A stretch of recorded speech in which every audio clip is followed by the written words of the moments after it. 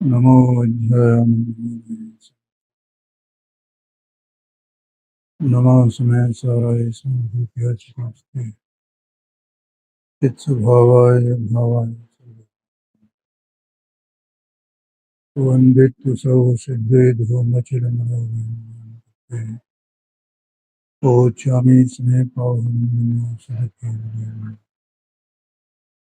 पर परिणति हेतु मोहनाम नो भावा गविरतमनुभाव्य व्याप्ति कलमासिताय मम परम विशोदेशोदचिन्मात्रमूर्ते भवतु समय सार व्याख्यैवानुभवम्।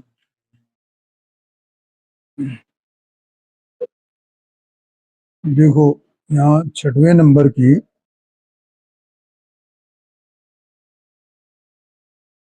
ये वीर शक्ति है।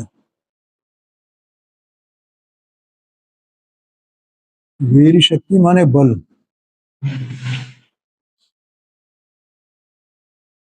तो ये जैसे आत्मा चैतन्य वस्तु अपने में परिपूर्ण द्रव्य गुण पर्याय स्वरूप है। देह मन वाणी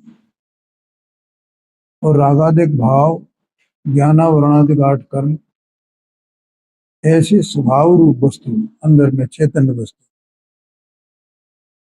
समझ में आया ना, उसका यही स्वरूप है ना। तो ये वीर शक्ति की क्या परिभाषा है? स्वरूप निर्वर्तन सामर्थ्य रूपा वीर शक्ति। निर्वर्तन का मतलब है रचना करना, किसी चीज को उससे भर देना। इसका मतलब ये जो वीर शक्ति है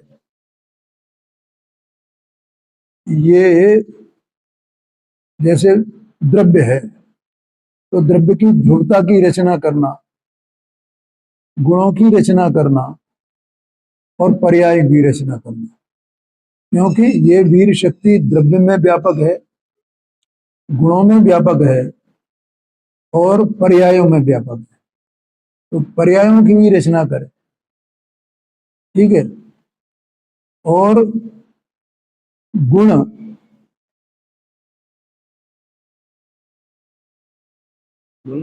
हाँ ठीक है।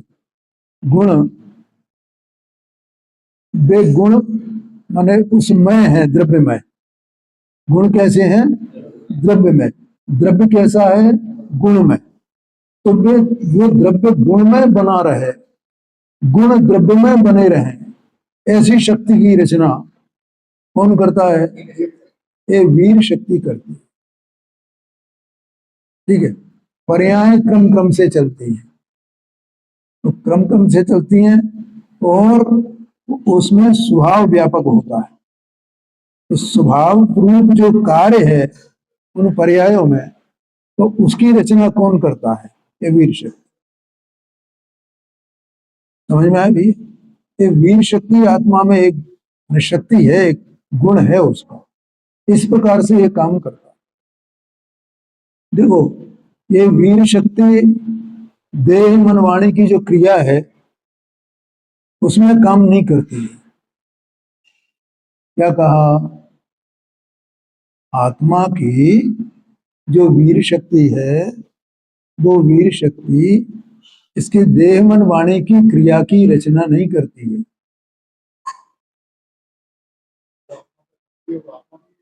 हाँ जी, हाँ जी, हाँ जी।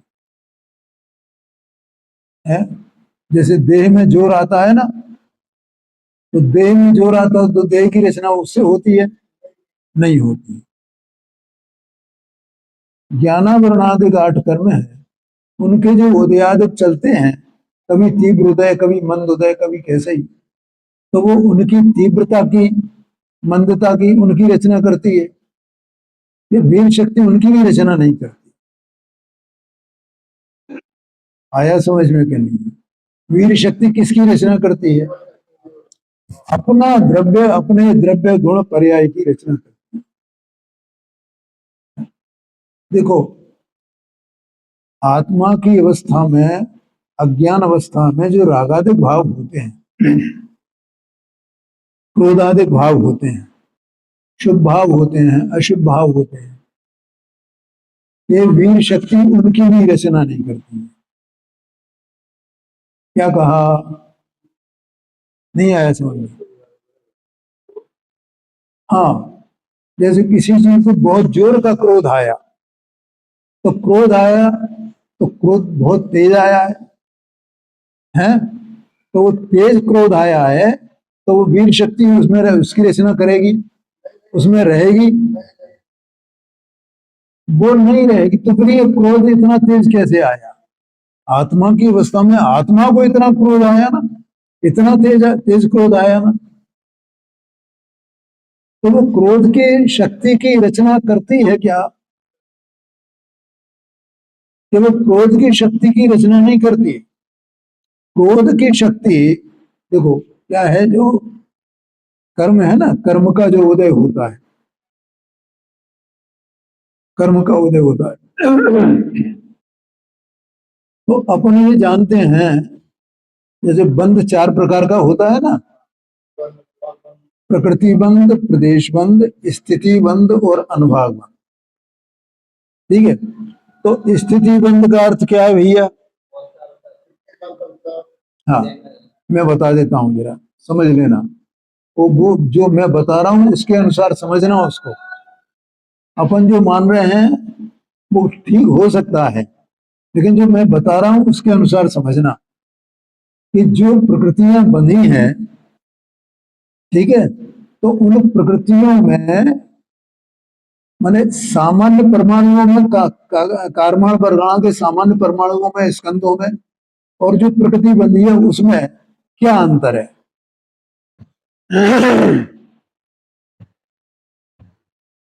क्या अंतर है? इस सामान्य परमाणु कर्म प्रकृति में परिणत हो गए ना, तो वे, उनमें अंतर क्या है? सामान्य थे तब क्या था और अब क्या हो गया? क्या? इसलिए मैं बता रहा हूं, शांति से सुनो, कि उनमें एक विशेष स्वभाव आ गया है? क्या कहा? माने विशेष स्वभाव आ गया कि नहीं आ गया? हाँ जी, देखो, जैसे आहार वर्गणा के सामान्य परमाणु और वे आहार वर्गणा के परमाणु, ये इस शरीर रूप परिणमित हो गए और ये शरीर औदारिक हो गया। अब वे आहार वर्गणा के सामान्य परमाणु, उनके स्कंद और इस शरीर में कोई अंतर है? क्या है? क्या अंतर है? कि देखो, उस आहार वर्गणा के परमाणुओं ने जो सामान्य थे, उन्होंने इस घ्राणेन्द्रिय की रचना की है, उसने चक्षु इंद्रिय की रचना की है, उसने इस जिह्वा इंद्रिय की रचना की है, और ये इंद्रियां अलग अलग प्रकार की है ना। जिह्वा इंद्रिय के निमित्त से केवल रस को चखा जा सकता है ना, तो ऐसा स्वरूप, ऐसा स्वभाव उसमें आ गया ना। और घ्राणेन्द्रिय से केवल गंध ली जा सकती है ना, ऐसा स्वभाव उन परमाणुओं में आ गया ना, तो इसकी रचना हुई। तो चक्षु इंद्रियों की जो रचना, चक्षु इंद्रिय की जो रचना हुई है, तो उसमें वैसा कि ये आत्मा, चेतना स्वभावी आत्मा, ये इनके द्वारा बाहर में देख सके, वर्णादिक को, आकारादिक को देख सके, जान सके, ऐसा ये इस रूप से परिणमित हो गई ना। आया कि नहीं आया? है? ये सामान्य परमाणुओं में निरंतर आया कि नहीं आया?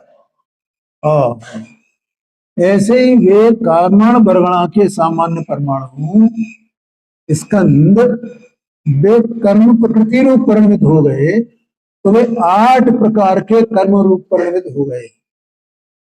ज्ञानावरणी, दर्शनावरणी, अंतराय, मोहनी है।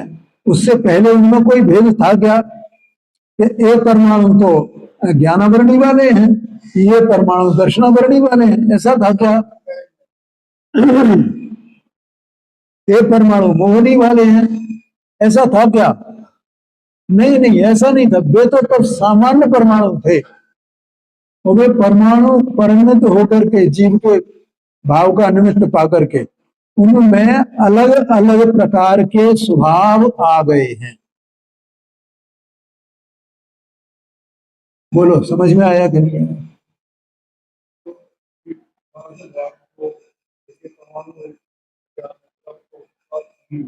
है जी। हाँ हाँ हाँ हाँ हाँ हाँ। सामान्य परमाणु में और देह में क्या अंतर है, ये कह रहे हो ना? तो इनकी योग्यता क्या हो, इंद्रियों की योग्यता क्या हो गई? और वो सामान्य परमाणु औदार्य ग्रुप हो, जो वो आ, आ, आहार वर्गणा के परमाणु, तो क्या वे ऐसा कर सकते हैं कि उनके द्वारा ये आत्मा कहीं भी रहे, उनके द्वारा जैसे बाहर में लोक में ठसाठस भरे हुए हैं ना, तो जैसे आत्मा यहाँ से गया वहां, तो वो उनके परमाणु के द्वारा जान सकता है क्या इस पर उनको जान सकता है, नहीं जान सकता है? समझ में आया ना? वो तो इसमें स्थित होगा, तब इनमें ये स्वभाव पड़ गया है, तब वो उसके द्वारा वो जानता है।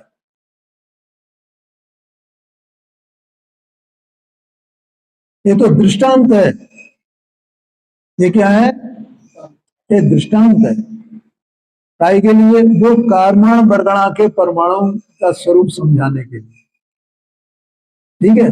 तो उनमें कोई परमाणु तो कार्बन वर्गणा रूप को ज्ञानावली रूप परिणम गए, कोई परमाणु दर्शनावली रूप परिणम गए, कोई परमाणु मोहनी रूप परिणम गए, कोई परमाणु नामकर्म रूप परिणम गए। ऐसा है ना? सब अलग अलग प्रकार से परिणम गए ना, और परिणम कर गए, हाँ इसके साथ में उपस्थित हो गए। अब उनमें उनका अलग अलग प्रकार का, तो वो स्थिति, अपन स्थिति की बात कर रहे थे ना, तो स्थिति माने क्या? क्या उन परमाणुओं में जो कर्मरूप हो गए हैं, उनमें वो स्वभाव जब तक स्थित रहेगा, वे परमाणु उस स्वभाव रूप जब तक बने रहेंगे बने रहेंगे बने रहेंगे, तो तब तक माने उतना काल वो स्थिति बंद कहा जाता है। आया कि नहीं आया घर? और जब वे उदय में आते हैं वो खिर जाते हैं, ऐसे ही है ना? तो खिर गए तो फिर क्या हुआ? क्या हुआ खिर गए तो? फल आ गया और खिर गए, माने वे सामान्य परमाणु बन गए। अब उनमें वो स्वभाव नहीं रहा ना, तो जब तक वे उदय में नहीं आते हैं तब तक उस स्वभाव को धारण किए रहते हैं वे। ये इसका मतलब है, जितने काल तक वो स्वभाव को धारण किए रहेंगे, अर्थात वो स्वभाव उसमें स्थित रहेगा, उसका नाम स्थिति बंध है।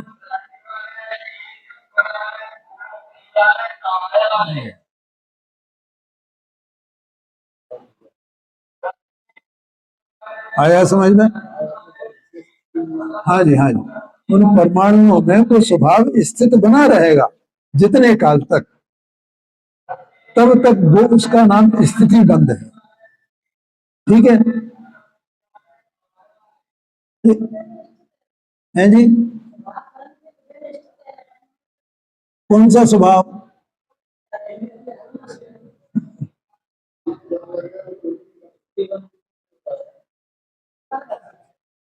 8 प्रकार के जो कर्म हैं, तो उन कर्मों में वे जो कर्म हैं, तो वे जो कार्माण वर्गणा है ना, तो वो कार्माण वर्गणा 8 कर्मों रूप परिणमित होती है। तो उनके उनको परमाणु पहले सामान्य थे ना, उनमें कोई विशेषता नहीं थी ना। अब क्या हुआ कि उनमें विशेषता आ गई। विशेषता आ गई माने उन परमाणुओं में स्वभाव के भेद पड़ गए, 8 प्रकार के स्वभाव के भेद पड़ गए उसमें। कुछ परमाणु ज्ञानावर्णी रूप हो गए, कुछ परमाणु दर्शनावर्णी रूप हो गए, कोई नामकर्म रूप हो गए, कोई वेदनी कर्म रूप हो गए। तो ये उनमें एक स्वभाव विशेष प्रकट हो गया ना। और उससे पहले क्या थे वे? सामान्य परमाणु थे, तब उनमें भेद नहीं था। और जैसे भी परिणम कर्म रूप, वैसे उनमें भेद आ गया। तो वे अलग अलग परमाणु अलग अलग स्वभाव को धारण किए हुए हैं।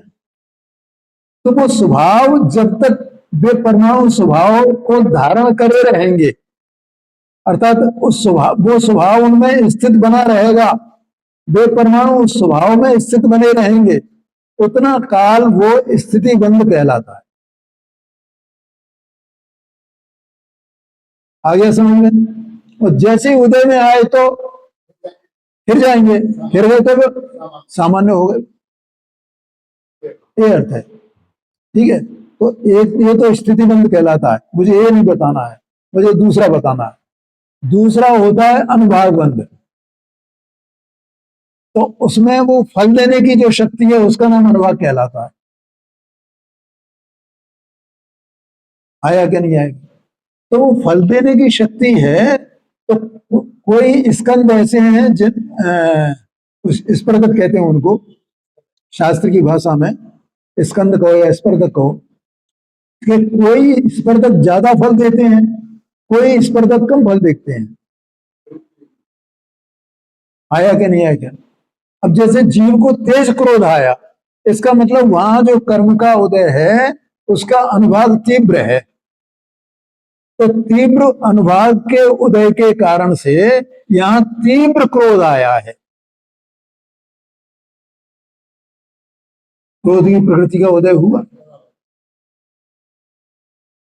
समझ में आया क्या नहीं? हाँ जी, हाँ जी। अनुभाग फल देता है, फल देने की शक्ति है। और वो स्थिति वो है कि कब तक उसमें स्वभाव बना रहेगा। दो बातें हैं ना। तो उन्हीं परमाणु में दो भाव एक साथ हैं, कि उसमें स्वभाव स्थित रहना और उसमें फल देने की शक्ति बने रहना, उन्हीं परमाणुओं में। इसी का नाम तो स्थिति बंध और अनुभाग बंध है। ठीक है। हाँ, हाँ जी, हाँ जी, हाँ। अब मुझे ये बात नहीं बतानी थी, मुझे दूसरी बात बतानी है। क्यों? जैसा कर्म का उदय होगा, उस कर्म के उदय के अनुसार ये जीव अपने अज्ञान के कारण उस उदय का अनुसरण करते हुए उस उतने ही क्रोध रूप परिणमित होएगा। तो वो जो क्रोध की रचना जो हुई है, क्रोध भाव का, जीव का भाव ना क्रोध रूप भाव, उस क्रोध की रचना जो हुई है, तो उसकी क्रोध की रचना इसकी वीर शक्ति ने की है क्या? ये बात है। आया कि नहीं आया ख्याल? ये जीव की अवस्था में क्रोध, और उस क्रोध की रचना ये वीर शक्ति नहीं करती है।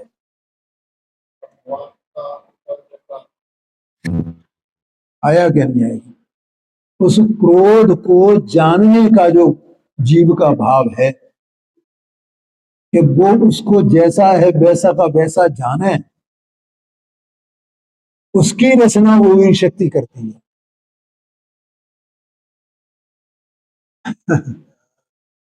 आया समझ में कि नहीं आया? है जी। हाँ जी, हाँ जी, है। कर्म के उदय के निमित्त में है ना, उसके बिना कैसे होएगा? क्रोध हुआ तो कर्म के उदय के निमित्त में होएगा ना। लेकिन ज्ञान है वो कर्म के उदय के निमित्त में नहीं है। वो तो ज्ञान तो जीव का स्वभाव है, जानने वाला है। तो उसको उस प्रकार से जाने, उसकी रचना कौन करेगा? वो वीर शक्ति करेगी।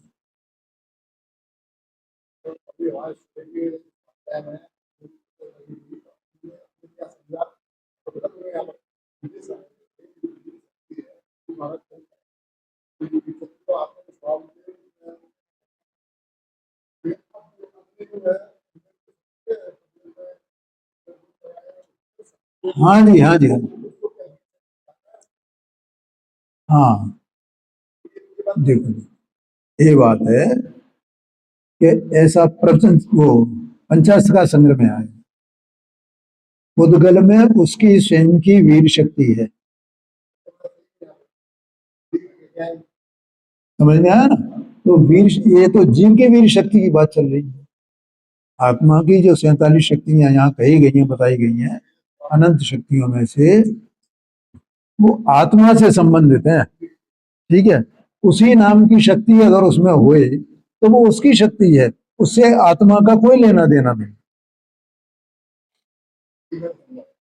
समझ में आया ना? तो वो वीर शक्ति आत्मा के ज्ञान की, दर्शन की, सुख की, वीर की, इनकी इनकी जो परिणमन है उनकी रचना तो करती है, लेकिन वो क्रोधाधिक भावों की रचना नहीं करती है। हाँ हाँ जी, हाँ जी। देखो, ये जीव जो है ये शुभ भाव करे, शुभ राग रूप परिणाम है। जब क्रोध की रचना नहीं की ना, इसका मतलब राग की रचना नहीं करती, राग की शक्ति की रचना नहीं करती। ये शुभ भाव रूप परिणाम में कसाई की मंदता हो, और कसाई की मंदता की रचना भी ये नहीं करती है।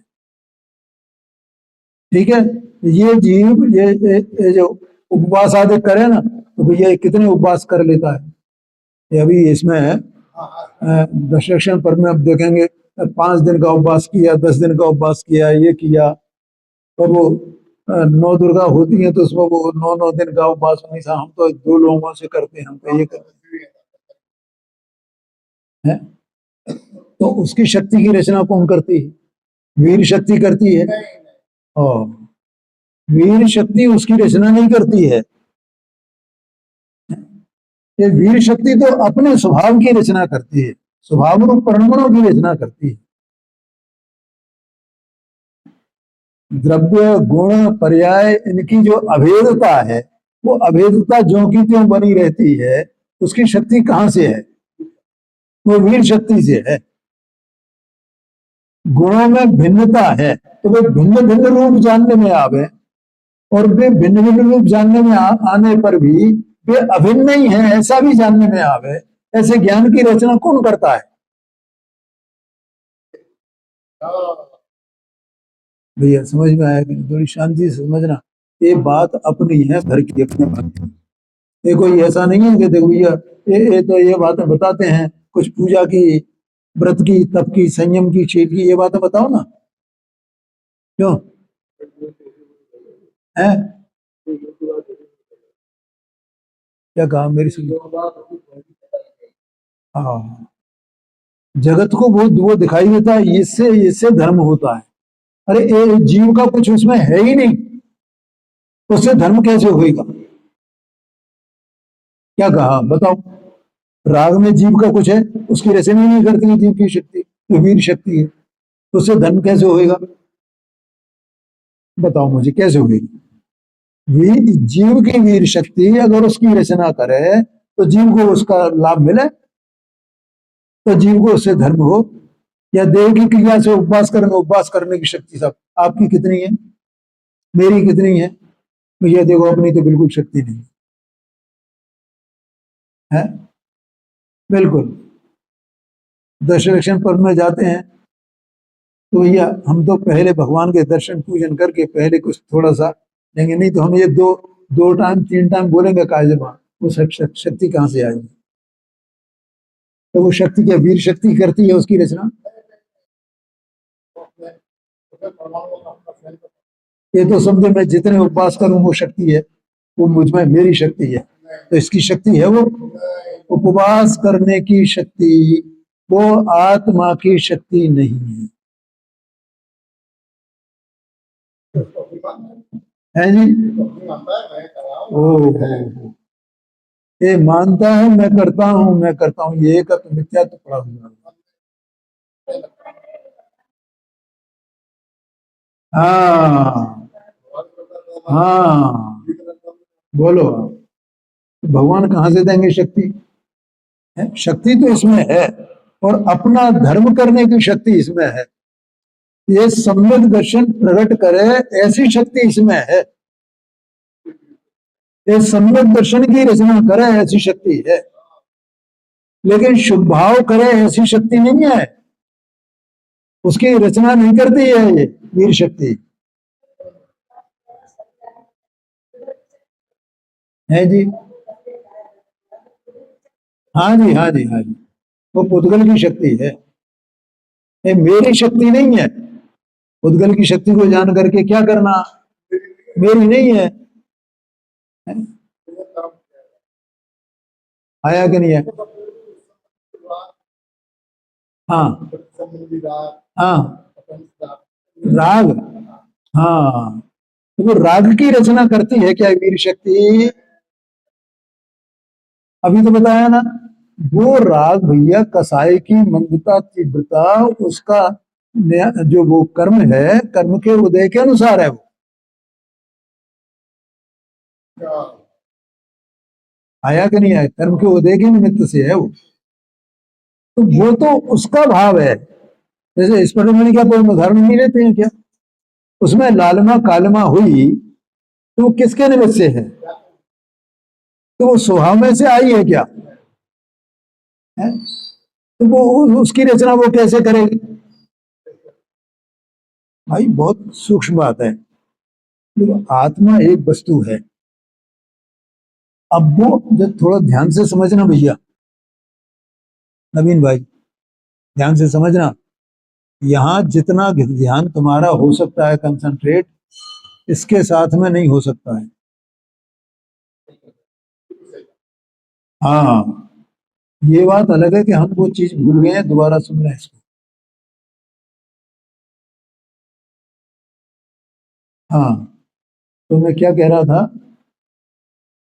कि वो जो राग होता है ना, तो जीव एक सत्स्वरूप वस्तु है ना, बिल्कुल एक तो बात एकदम पकड़ लेनी चाहिए। असंख्यात प्रदेशी चैतन्य स्वभावी द्रव्य गुण पर्यायात्मक अरूपी देह प्रमाण, लेकिन स्वयं सत्स्वरूप वस्तु आत्मा ऐसा है। ठीक है भाई? अब वो जो आत्मा है, तो वो अनेक भावों रूप परिणमित होता है। वो वस्तु है ना, स्वयं से स्वयं परिणमित हो रही है ना। अब उसमें जो जो परिणाम जिस जिस प्रकार से होने योग्य हो, वैसे वैसे परिणाम होते हैं। उनको करे कौन? पहले तो मुझे ये बताओ, उन परिणामों को संसार अवस्था में 14 भागों में बांटा गया है।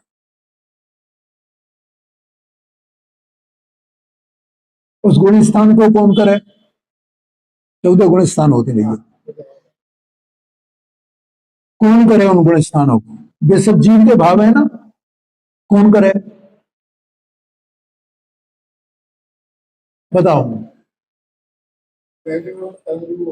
वस्तु है सत्स्वरूप, वो अपने से जैसे परिणमन योग्य होने हुए वैसे हुए, उसमें वो वस्तु भी क्या करे? क्या कहा? वो वस्तु भी क्या करे, मुझे बता देना जरा।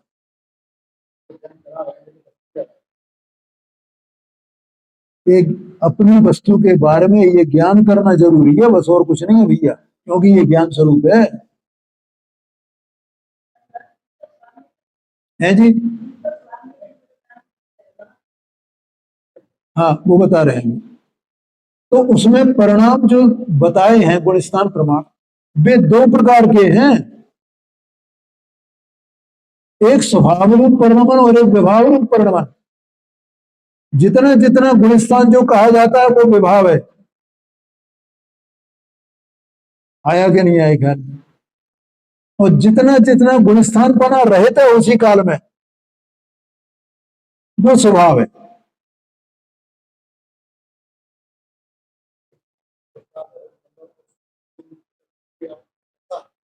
जी। गुणस्थान यूं समझ लो आप, राग, बस। गुणस्थान कहोगे, राग को है? शुभ राग हो क्या अशुभ राग हो, पहले गुण स्थान में कौन सा राग होगा, दूसरे में कौन सा होगा, तीसरे में कौन सा होगा, चौथे में कौन सा होगा। तो दो परिणाम, दो धाराएं हो गई ना उसमें, जो कुछ भी स्वभाव रूप परिणमन, जो कुछ भी प्रभाव रूप परिणमन। ठीक है, अब स्वभाव रूप परिणमन वो आत्मा के स्वभाव रूप है ना, और विभाव रूप परिणमन को आत्मा के स्वभाव रूप परिणमन उसी में है। अब वो जो विभाव रूप परिणमन है तो वो किसके निमित्त से है, कोई बाहर का कारण होगा कि नहीं होगा, वो उसके कारण से है। अब कौन करे इसको, जब तक वो कर्म रहेगा, निमित्त रहेगा, तब तक वो रहेगा। जैसे उसका अभाव होगा वो अभाव हो जाएगा, स्वभाव रह जाएगा। यही तो मार्ग है ना, यही तो स्वरूप है ना। कौन करे कौन है?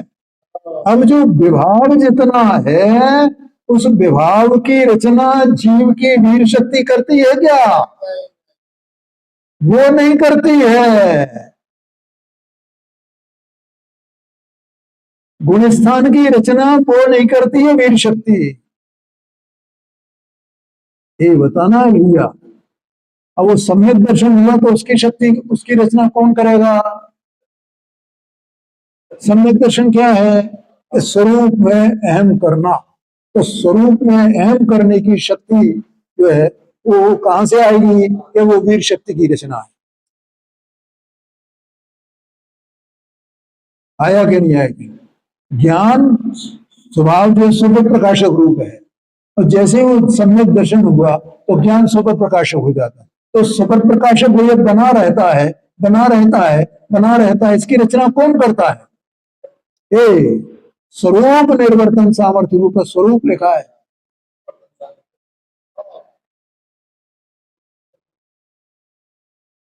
आया कि नहीं आया ख्याल में।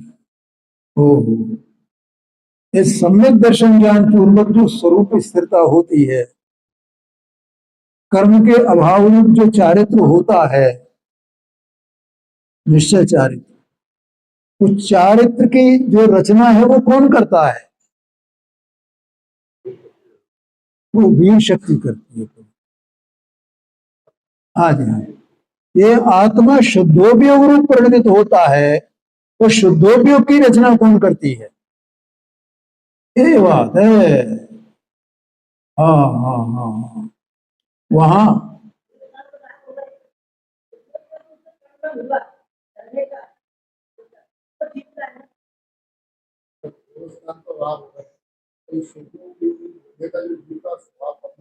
हाँ जी हाँ जी हाँ जी हाँ जी हाँ जी हाँ जी, हाँ? वो जीव वैसा परमा है ना शुद्धोपयोग, उसकी रचना किसने की है? और उसी काल में मुनिराज धूप में बैठे हुए हैं, कहाँ पर, पर्वत पर बैठे हुए हैं और शरीर जल रहा है उनका, लेकिन और उसको वो सहन हो रहा है, परिसय सहन सहन कर रहे हैं मुनिराज। तो वो परिसय सहन की जो बाहर की शरीर की शक्ति है, उसकी रचना कौन करता है। हाँ हाँ हाँ, ये बात है, वो फुटकल की रचना है भाई, उसमें क्या है जी। हाँ हाँ, ये बात जानी नहीं भाई, जो क्या करें। हो, हाँ जी हाँ जी हाँ जी,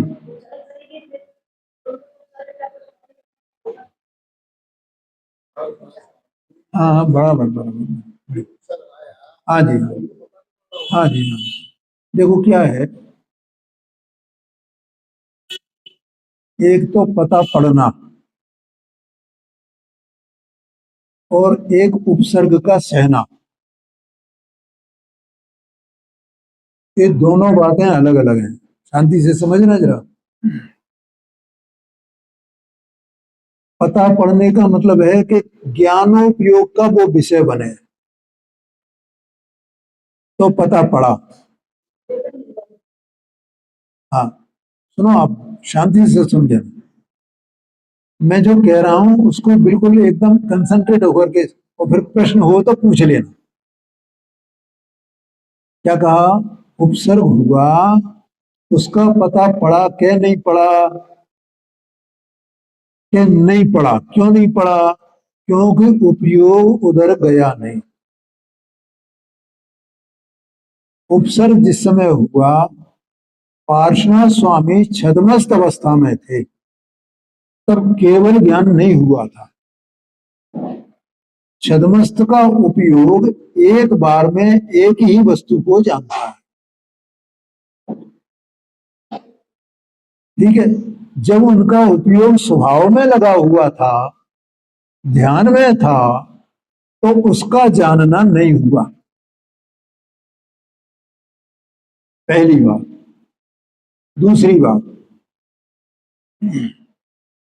सहन हुआ कि देखो भाई, इस आत्मा को जो दुख होता है ना, तो उस समय दुख हुआ क्या नहीं।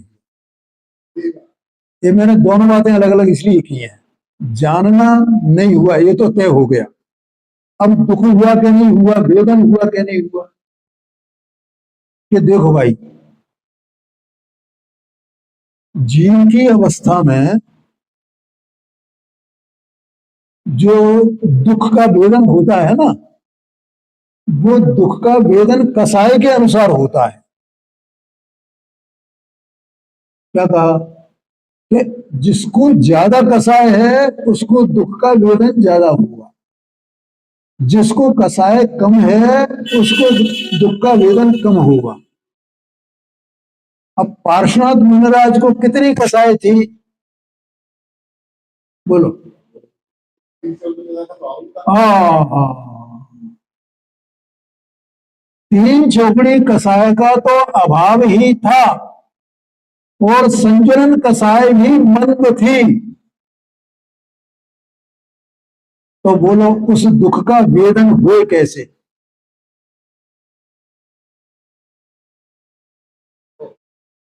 समझ में आया कि नहीं आया? जानना भी नहीं था और वेदन भी नहीं था, और इसलिए केवल ज्ञान प्राप्त किया।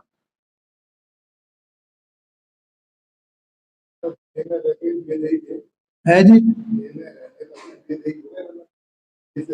हाँ, वो तो वे अनुभव ही ऐसा करते हैं। मैं तो देह में भी विदेह हूं, है। उन्हें देह का अनुभव ही नहीं होता है कि मेरी कोई देह है।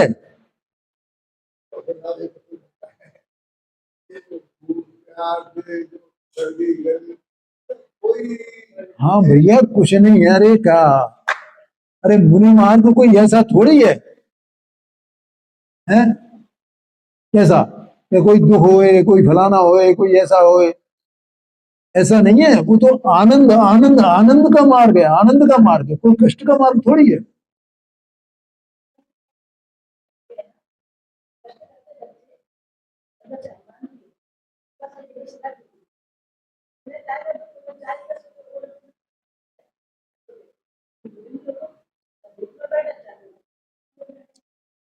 नहीं, वो एक अलग बात है। देखो वो क्या है, वो उससे उसका लेना देना नहीं है। मैं फिर कह रहा हूं, वो तो देह का परिणमन है जो शिला टूट गई। क्या कहा? किसका परिणमन है? ठीक है। और वहां गिरने से, मैं एक बात कहता हूं आपसे।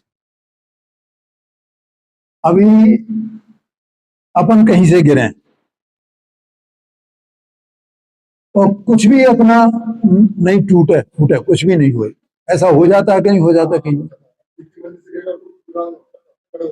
अरे मेरी बिटिया गिरी थी एक मंजिल से पूरी, और वो गिरी, और बस वो एकदम तो बेहोश हो गई। वो तो उठा करके एकदम उसे ले गए और वो पलंग पे रखा उसे।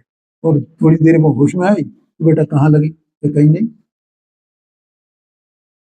कहीं नहीं लगी। तो छोटी वाली बेटी है ना हमारी, वो गिरी थी पुराने मकान में जब हम रहते थे। तो ऊपर से एकदम सीढ़ी, पहली सीढ़ी से ही गिरी नीचे आकर के, और पत्थर का फर्श नीचे।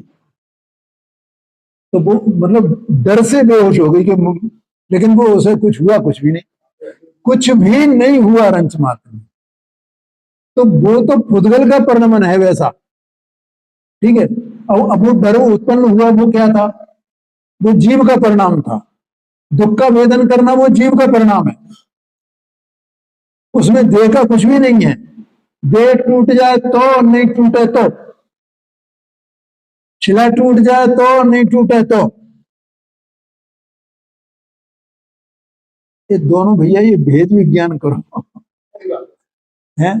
किसका किससे क्या कार्य कारण पना है। हाँ जी, हाँ जी, हाँ जी।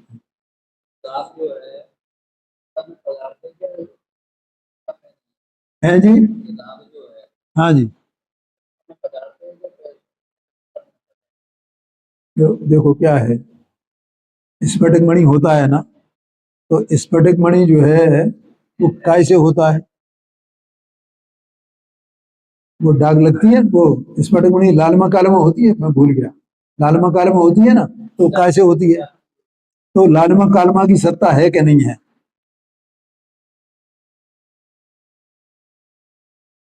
है। है। भले ही वो एक समय की हो, वो उसकी स्फटिक मणि की पर्याय होती है उस प्रकार से, तो उस प्रकार की पर्याय की सत्ता है ना, उस रूप से परिणाम पर्याय की योग्यता है ना, उसके निमित्त में।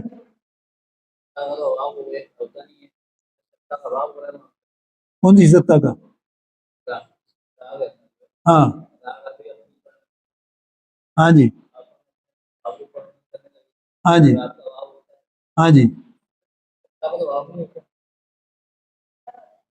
सत्ता का अभाव नहीं होता, लेकिन वो पर्याय में हुआ है तो पर्याय का तो अभाव होता है ना, तो पर्याय का अभाव नहीं होता है। जो इसलिए कहा जाता, जो विकारी पर्याय थी उस विकारी पर्याय का अभाव हुआ, इसका मतलब वो पर्याय की सत्ता थी ना। तो जो लालमा कालमा रूप जो परिणाम है, तो परिणाम तो वैसा है ना, उसकी पर्याय तो है ना, तो उस पर्याय का अभाव हुआ ना। जैसे आत्मा की अवस्था में रागादि हुए, तो इसलिए तो कहा जाता कि आत्मा का परिणाम है। ऐसा नहीं है कि सर्वथा आत्मा का माना ही नहीं जाए उसे, सर्वथा नहीं है भैया, ये स्यादवाद से है। बढ़िया प्रश्न है तुम्हारा, बहुत शानदार प्रश्न। पर्याय में हुआ था, पर्याय का अभाव हुआ है, और दूसरी पर्याय निर्मल पर्याय आई, ठीक है ना, तो उस पर्याय का अभाव हुआ, वो राग वाली पर्याय थी, और वो पर्याय आत्मा की थी, भले ही परतम उसमें निमित्त था।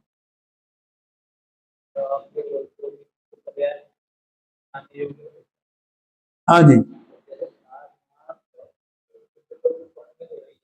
है नहीं? हाँ जी। कौन करेगा? ऐसा अपने को जानना है अपने बारे में, अपनी सत्ता के बारे में, कि मैं कुछ करने धरने वाला नहीं हूं। तो फिर तू कौन है, तो उसका जवाब हमारे पास आना चाहिए, और नहीं तो कर्ता बुद्धि पड़ी रहेगी हमारे साथ, अगर इसका जवाब नहीं मिलेगा खुद अपने से। मुझे मेरे होने का जवाब मिलना चाहिए कि मैं क्या करता हूं, फिर मैं कुछ कर ही नहीं सकता हूं, मैं कुछ कर ही नहीं सकता हूं, तो मैं कुछ तो करता होऊंगा ना, कुछ तो करता होऊंगा ना। क्या तू है कौन? तू जानने देखने का घनपिंड है कि करने वाला है? अरे जब जानने देखने का घनपिंड है, तो तेरे में जानने देखने का कार्य तो हो गई ना, तो उसे भी तूने क्या किया?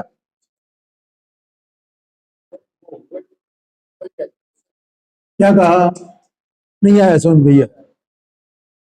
है, नमक है ना, नमक खारेपन का पिंड है, उसमें से नमक का परिणमन चल रहा है। तो उसे खारेपन के पिंड से पूछो कि तू खारेपन का कार्य तो कर रहा है ना, खारेपन, तो भैया वो तो होएगा ही ना, अपने आप ही होएगा ना, उसमें मेरे से क्या कह रहे हो, मैं क्या कर रहा हूं उसमें? उपदेश देने का मतलब ये है, ये बताना, और इससे तुम जान सको इस बात को। अगर इसे अगर उपदेश नहीं होता ये भगवान का, आचार्यों का, ज्ञानियों का, तो हम जानते कैसे? ये बात भी हमें कहां से पता चलती, ये प्रश्न भी कहां से आता आपको कि उपदेश देने का क्या मतलब? ऐसा ये प्रश्न आ सकता था तुम्हें? ये प्रश्न भी इस उपदेश का फल है।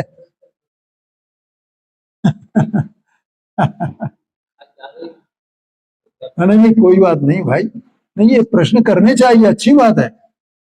जीव को इतना मतलब घोर वो बैठा हुआ है पक्षपात इधर उधर का सब, वो कंसंट्रेट कर ही नहीं पाता अपने ऊपर, मैं क्या वस्तु हूं, इतनी झंझटें हैं उसको।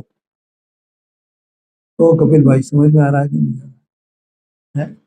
ऐसा कहते हैं। तो इस प्रकार से यहाँ ये वीर शक्ति की चर्चा चल रही थी, तो ऐसी वीर शक्ति वो अपने सम्यक दर्शन की रचना करे, सम्यक ज्ञान की रचना करे, सम्यक चारित्र की रचना करे, इसकी रचना करती है, रागादिक की रचना नहीं करती है, देह की क्रिया की रचना नहीं करती है। यही कारण है कि देह की क्रिया से आत्मा को कोई लाभ नहीं होता, वो होती है उसमें आत्मा के परिणाम निमित्त हैं। आया कि नहीं आया, कैसे लाभ होगा बोलो आत्मा को उसका, जो आत्मा की उसमें शक्ति नहीं है, आत्मा की उसमें, तो आत्मा को लाभ कैसे होगी? ये देखो जो अपन, ये जो ऐसा बोला जाता है ना, जैसे ये जीव अभी जो जानता है, ये मत ज्ञान से जान रहा है, तो मत ज्ञान से जानता है, तो ज्ञानावरणी के 5 वेद है ना, मत ज्ञानावरणी, श्रुत ज्ञानावरणी, अवध ज्ञानावरणी, मना परे ज्ञानावरणी और केवल ज्ञानावरणी। ठीक है, तो अभी ये जो जान रहा है, तो मत ज्ञानावरणी कर्म के क्षोभ से जान रहा है। ठीक है, तो ये इसकी जो रचना जानने की जो शक्ति है, वो शक्ति कहां से मिल रही है इसे? मत ज्ञानावरणी में से, उसके क्षोभ में से, उसमें से नहीं मिल रही, उसके क्षोभ में से भी नहीं मिल रही है। इसकी जो जानने की शक्ति है, वो शक्ति वीर कर्म, वीर शक्ति की है। एक बात, दूसरी बात कि जब ये जानता है जीव, तो देखो एक बात प्रसिद्ध है कि दर्शन पूर्वक ज्ञानोपयोग होता है, दर्शनोपयोग पूर्वक। ये बात प्रसिद्ध है कि नहीं है? किसी ने नहीं पढ़ी हो तो बता देना, ठीक है ना? जिन्होंने पढ़ा होगा वो जानते होंगे। माने दर्शनोपयोग ज्ञान, और इसकी पहले चर्चा चल चुकी है दर्शनोपयोग ज्ञान। तो इसका मतलब ज्ञानावरणी कर्म का क्षोभ, दर्शनावरणी कर्म का क्षोभ दोनों होना चाहिए ना, तो दर्शनोपयोग होगा फिर ज्ञानोपयोग होगा। एक बात, इसके साथ में नियम से वीर्यांतराय कर्म का क्षोभ होता है। अंतराय कर्म के 5 वेद हैं, उसमें एक वीर्यांतराय नाम का कर्म है। आया कि नहीं आया? तो उस वीर्यांतराय नाम कर्म का भी क्षोभ साथ में होता है, क्योंकि उससे वो शक्ति होती है, जो वो शक्ति उसकी रचना करती है कि ये जाने उसको, ये देखे उसको। है जी, हाँ जी, हाँ जी,